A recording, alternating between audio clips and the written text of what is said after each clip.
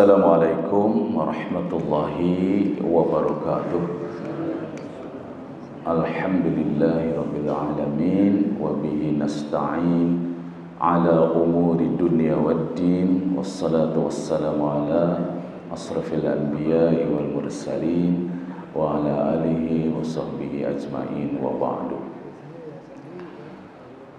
Ada penemuan ilmu yang baru tahun 1900-an ya, lama juga ya, tentang neurofisikologi. Ada neurosains, ada neuropsikologi.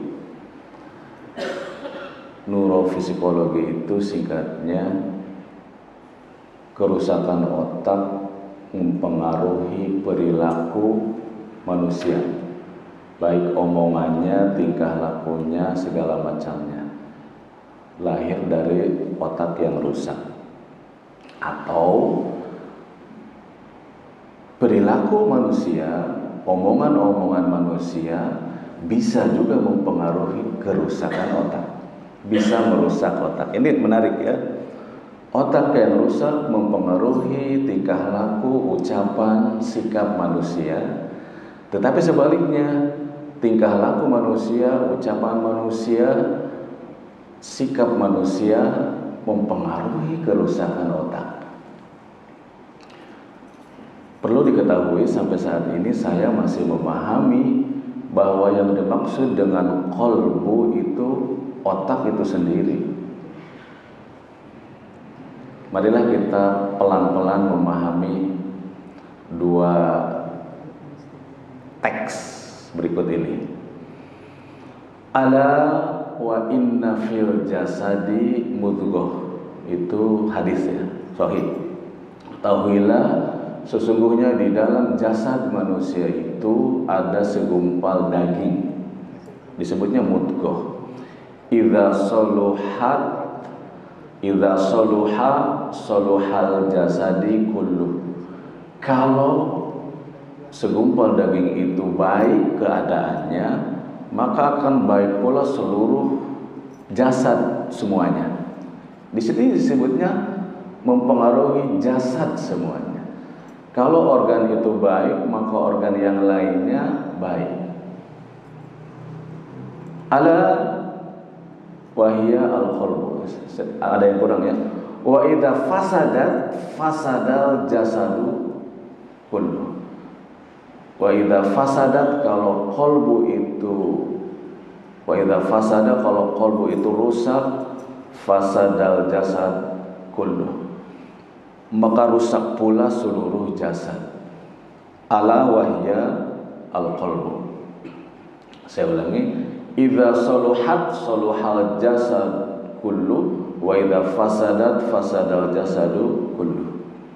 Kalau hati, kalau qalbu itu baik, baik pula seluruh tubuhnya. Kalau qalbu itu buruk, buruk pula seluruh organ tubuhnya. Ala wahya al-qalbu. Ketahuilah dia adalah hati. Dalam gender bahasa Arab menggunakan hiya, ya berarti muannas. Berarti idza saluhat ya, saluhal jasadu kullu, wa idza fasadat fasadal jasadu kullu. Dan hampir seluruh ulama menerjemahkan bahwa qalbu di situ adalah jantung. Karena sifat jantung memang seperti itu dan dia adalah segumpal daging. Qalbu. Kalau hati, liver, bahasa Arabnya bukan qalbu, tapi kabidun. Kabidun itu namanya liver, yang hati itu. Tapi kalau organ tubuh yang segumpal daging, yang bentuknya sanubari kalau bahasa Sunda, sanubari itu ternyata bukan bahasa Sunda asalnya itu. Sanubari itu sesuatu yang berbentuk seperti jantung. Sanubari itu berbentuk seperti buah pinus, kan kayak gitu, atau seperti jantung.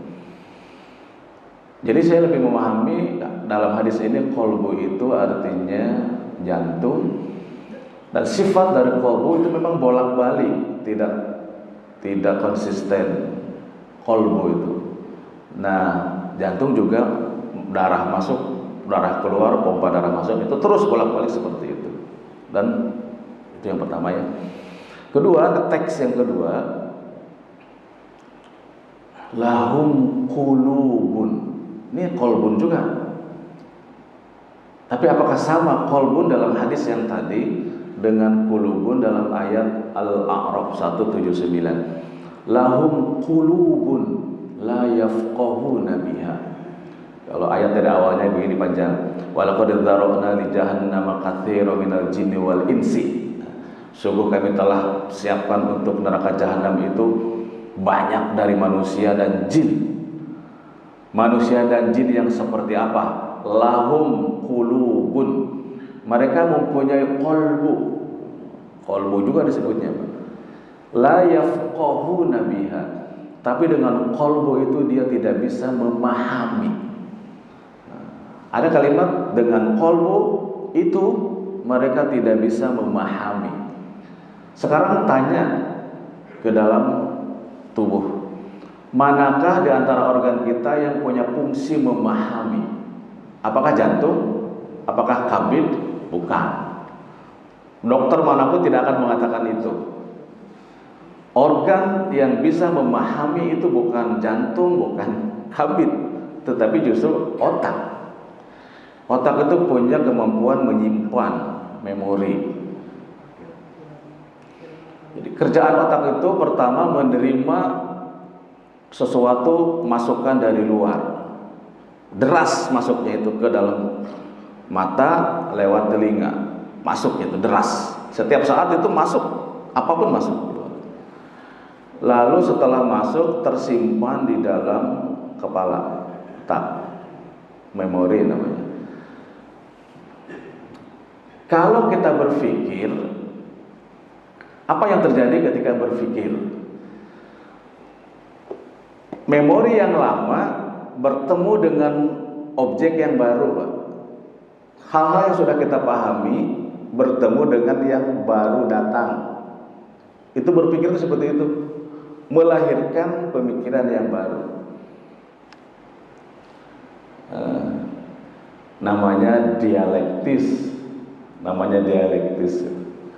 Dialektis itu tesis yang lama bertemu dengan tesis yang baru, melahirkan tesis berikutnya. Itu namanya berpikir. Orang yang sudah banyak ilmunya tentang dasar agama dengan orang yang belum banyak ilmunya tentang dasar agama, membaca satu buku yang sama, hasilnya sama enggak, Pak? Enggak. Kenapa? Yang pertama yang sudah dasar ilmunya agamanya banyak, membaca buku itu mudah sekali memahaminya. Nyambung semua karena dasar sudah ada. Tapi yang belum ada dasar ilmu agama, bahasa Arab nggak tahu, sejarah nggak tahu, membaca buku itu banyak bentuknya. Makanya itulah ada SD, SMP, SMA. Ilmu itu terstruktur seperti bangunan. Saya belum kepada teori tentang yang tadi. Baru ini dasar bahwa saya memahami bahwa alat memahami itu adalah di dalam otak. Alat merasakan emosi, marah, benci, cinta, dengki, segala macam itu juga bukan di hati, sebetulnya di organ otak. Nah, saya masuk kepada yang lebih simpel sekarang. Sekali lagi, teori neuropsikologi itu adalah otak yang rusak berpengaruh kepada perilaku seseorang. Perilaku seseorang akan bisa merusak otak, bisa berpengaruh kepada otak. Ada penelitiannya, seorang perempuan kecanduan selingkuh. Waduh, udah dimarahin, udah dihukum, selingkuh lagi. Perempuan itu. Ini dari penelitiannya. Ternyata setelah dibedah otaknya berhenti. Jadi dalam teorinya itu di depan otak, di belakang mata itu fourth lobe, free front lobe ya, di depan otak depan. Kalau ada kerusakan di otak depan akan melahirkan perilaku ganas, galak, perilaku yang asusila, segala macam itu. Atau ada kerusakan di depan. Kalau ada kerusakan di samping dekat telinga otaknya itu akan melahirkan orang yang ucapannya banyak keluar dari mulutnya, tapi susah dipahami, tidak terstruktur bahasa. Mungkin Bapak pernah mengalami orang yang bertemu dengan orang yang omongannya tuh banyak, tapi kita gak bisa memahaminya, gak struktur. Itu ada kerusakan di samping dekat telinga itu. Ada juga anak SMA di Jepang itu cerdas, baik SMA. Tiba-tiba, yang tadi itu setelah diteliti ternyata pernah dijedotkan sama suaminya ke tembok, ke dinding, kan rusak otaknya itu, maka jadi doyan selingkuh itu. Tetapi, yang anak SMA tadi bagus, cerdas, tiba-tiba menjadi hilang kecerdasannya itu, menjadi lemah, menjadi tidak semangat. Ternyata ada gangguan di otaknya itu kecil, setelah diambil, dibedah otaknya, maka kembali lagi seperti biasa. Jadi memang otak yang rusak bisa mempengaruhi perilaku. Tahun 1999 ya kalau tidak salah, di Amerika itu ada orang yang sangat cerdas, jenius, doktor dalam usia muda, tiba-tiba masuk ke bioskop dan menghajar orang pakai tembakan, pakai senapan mesin. Pernah Pak mendengar? Belum lama ini cerita ini. Juga di Amerika itu diteliti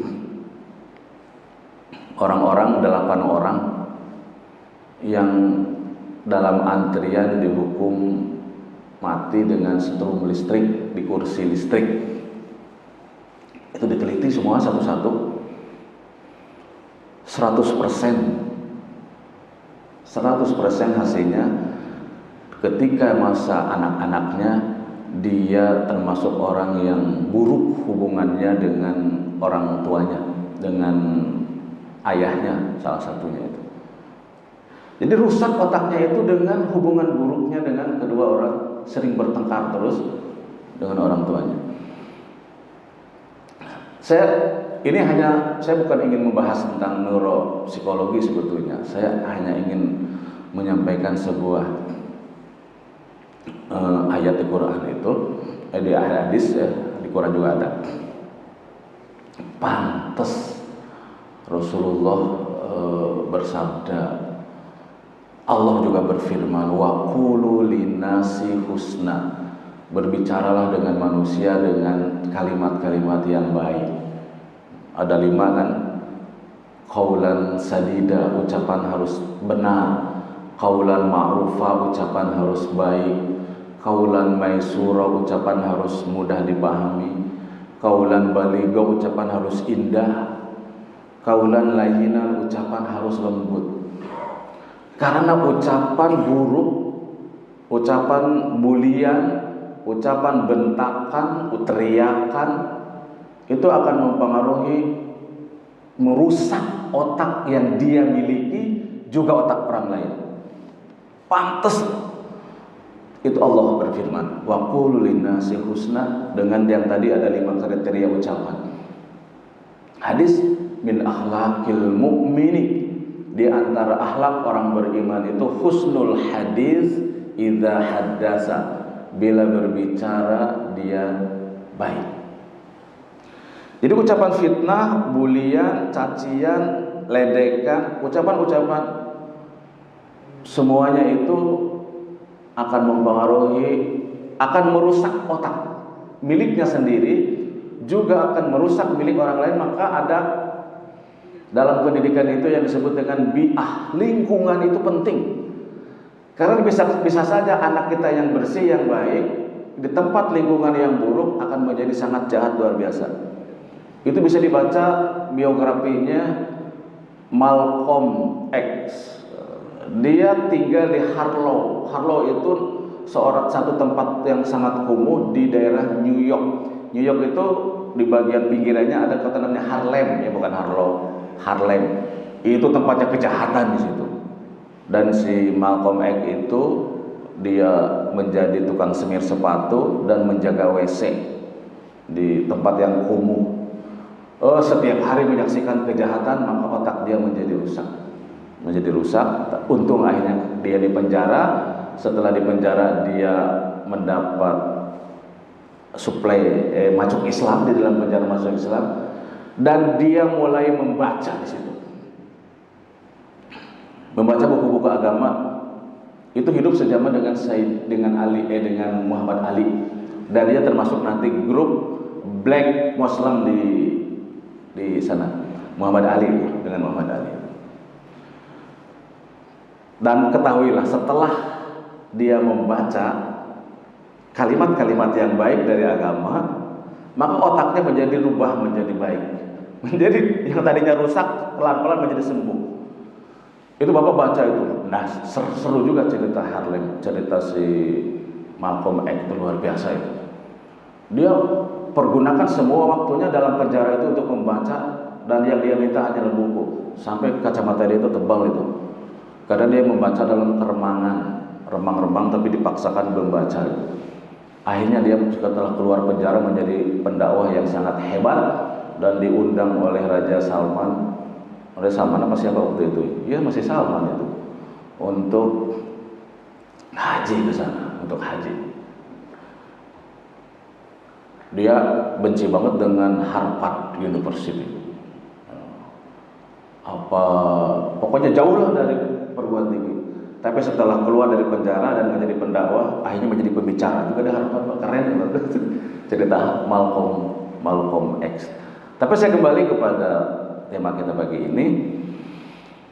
Itulah penemuan neuropsikologi. Otak rusak mempengaruhi perilaku, ucapan, sikap manusia. Tapi yang mengerikan adalah ucapan kita sehari-hari, ucapan yang jelek, ucapan yang buruk, ucapan yang meledek, menghina, fitnah, dan segala macam, membicarakan orang, akan bisa merusak otak kita, juga akan bisa merusak otak orang lain, dan ujung-ujungnya memutuskan silaturahim. Bapak sebut, Pak, siapapun, silaturahim menjadi renggang, menjadi jauh itu. Faktor apa, Pak? Mulut, Pak. Gak usah jauh-jauh lah, Bapak tahu sendiri. Orang bisa yang tadinya ke masjid menjadi gak mau ke masjid itu, apakah masalah lain? Masalah ucapan semuanya juga. Makanya kul khairon auliyasmut, ucapkanlah yang baik atau diam saja. Tuh di masjid yang lain, di sini nggak marah, nggak terlalu. Saya temukan di masjid-masjid lain itu sampai ada 2 kepengurusan ribut segala macam. Masalah mulut, masalah omongan. Di pengajian ibu-ibu, di pengajian dimanapun, bukan ibu-ibu di sini, dimanapun di tempat lain, lebih banyak orang ribut, silaturahim putus, persoalan kata-kata. Makanya ucapan itu bisa merusak otak bisa merusak silaturahim. Terakhir,